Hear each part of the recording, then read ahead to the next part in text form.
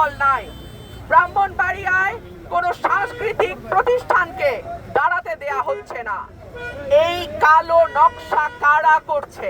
এই সিনেমাটি চমৎকার একটা সিনেমা, যেটা পরিবারের শিশু, কিশোর, বৃদ্ধ সকলেই একসঙ্গে বসে দেখতে পারে।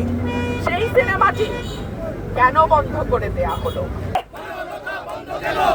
মৌলবাদীর ঠাঁই নাই শিল্প সংস্কৃতির ব্রাহ্মণবাড়িয়ায়, উগ্রবাদের ঠাঁই নাই। ব্রাহ্মণবাড়িয়ায় একটা সিনেমা হল নাই।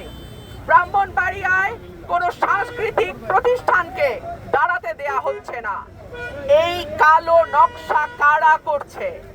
যারা বাংলাদেশকে পেছনের দিকে নিয়ে যেতে চায়, যারা বাংলাদেশকে অন্ধকারে নিয়ে যেতে চায়, যারা বাংলাদেশকে একটা মৌলবাদী রাষ্ট্র হিসেবে বিশ্বের কাছে পরিচিত করতে চায়, তারাই বাংলাদেশের এই সংস্কৃতির রাজধানী ব্রাহ্মণবাড়িয়াতে একটা সিনেমা, যেটা একেবারেই পরিবারের সকলকে নিয়ে দেখবার মতন একটি সিনেমা, বনলতা এক্সপ্রেস, তার প্রদর্শনী বন্ধ করে দিয়েছে।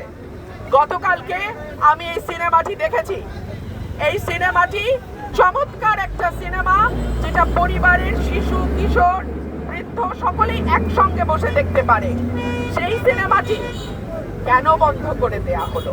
তাদের মাধ্যমে আমি রেখে যাচ্ছি এবং এই রাষ্ট্রের কাছে আমার দাবি থাকবে, যেই রাষ্ট্র কোনো অপরাধ বন্ধ করতে পারে নাই, যেই রাষ্ট্র ছোট ছোট শিশুদেরকে বলাৎকার আর ধর্ষণের হাত থেকে বাঁচাতে পারে নাই, সেই রাষ্ট্র আজকে কি করে বাংলাদেশকে, যেখানে সব রকম সাংস্কৃতিক কর্মকাণ্ড ধর্মের পাশাপাশি চলেছে, সেটাকে বন্ধ করে বাংলাদেশকে, পরের প্রজন্মকে অন্ধকারের দিকে নিয়ে যাওয়ার মদত দিচ্ছে। আমি বলে রাখি, তোমাকে বধিবে যে গোকুলে বাড়িছে সে।